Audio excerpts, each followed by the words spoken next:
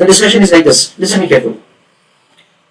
Let us say that the market price of equity share of a company is rupees 500 and earning per share of the company is 50. I want you to write in the chat box that what must be the price earning ratio. You understand that the price earning ratio is 10 times. How 10 is calculated? It is 500 upon 50. That is the way the price earning ratio of 10 times can be calculated. So we understand that say we are going to use something like the price earning ratio initially. Second, a point that say I am discussing with you. Don't write anything. Let us say that say acquiring company and target company. A limited is acquiring company and T limited is a target company. Let us say that say both of them are having 50,000 number of equity shares and 30,000 number of equity shares simply for merger. My question to all of you is, suppose acquiring company is issuing shares to the target company for the purpose of acquisition 15,000. 15,000 shares are issued by acquiring company to the shareholders of the target company for the purpose of acquisition. Then can you tell me that say what must be swap ratio or what must be exchange ratio in this example? Friends, over here swap ratio, exchange ratio will be 0.50. How it is 0.50? I just explain that to you. Shares of A limited and number of shares of T limited. As far as the target company is concerned, it has 30,000 equity shares and acquiring company is issuing its 15,000 shares for acquisition of the target company.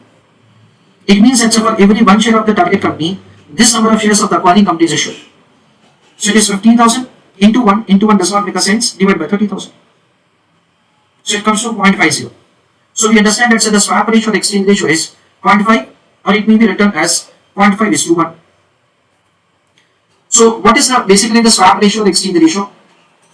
It is indicating the number of shares which have been issued by the acquiring company for every one equity share of the target company. That is what we understand is the exchange ratio or swap ratio. Now suppose in the same situation, suppose instead of 15,000, let us say 90,000 shares are issued. Can you write in the chat box what would be the exchange ratio or swap ratio? The answer is very simple, it is 3. That is 90,000 shares are issued against 30,000 shares. So for one equity share, how many shares are issued? Is what the swap ratio or exchange ratio? That is 3.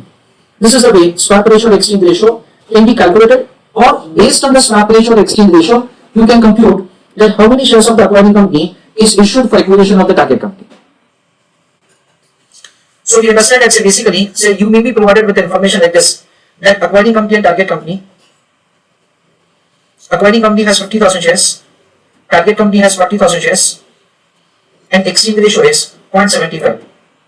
You compute that how many shares are to be issued to the shareholders of the target company, then the answer will be, dear students, 40,000 into 0.75, that comes to 30,000.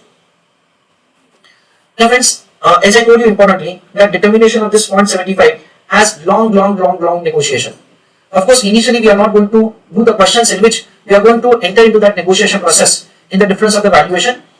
Initially we will be provided with certain information like this, and based on that we are going to understand earning per share, we are going to understand market price of the share, and there are certain additional things that we are going to understand initially, and that is going to be very much helpful to us later on in the entire discussion procedure.